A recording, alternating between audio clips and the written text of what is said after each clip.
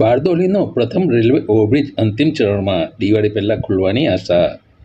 બારડોલીના અસ્તાન railway ફાટક crossing પર ₹30.89 કરોડના ખર્ચે નિર્માણ થઈ રહેલા બારડોલી શહેરના પ્રથમ રેલવે ઓવરબ્રિજનું કામ હવે અંતિમ તબક્કામાં છે. તાપ્તી રેલવે લાઇનના ફાટક નંબર 25 પર બની રહેલા આ બ્રિજનું નિર્માણ જમીન સંપાદનના વિલંબને કારણે નિર્ધારિત સમયમાં પૂર્ણ થઈ શક્યું નહોતું.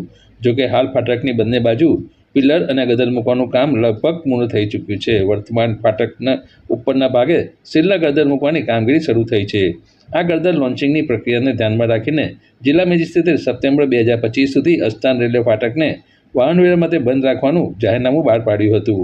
ગરદર મૂકવાનું કામ શરૂ થતાં જ ઓવરબ્રિજ ઝડપથી તૈયાર થવાની શક્યતા વધી છે. સ્થાનિકોને આશા છે કે આગામી દિવાળીના તહેવાર પહેલાં આ બ્રિજ સામાન્ય જનતા માટે ખુલ્લો મૂકવામાં આવશે. ટ્રાફિક જામની સમસ્યામાંથી રાહત મળશે. આ ઓવરબ્રિજ કાર્યરત થતાં અસ્તાન ફાટક પર રોજબરોજની ટ્રાફિક જામની સમસ્યામાંથી બારડોલીવાસીઓને મોટી રાહત થશે. આ ઉપરાંત વાહનવ્યવહાર વધુ સરળ અને સુગમ બનશે, જેનાથી શહેરની ટ્રાફિક સમસ્યા વ્યથામાં નોંધપાત્ર સુધારો થશે.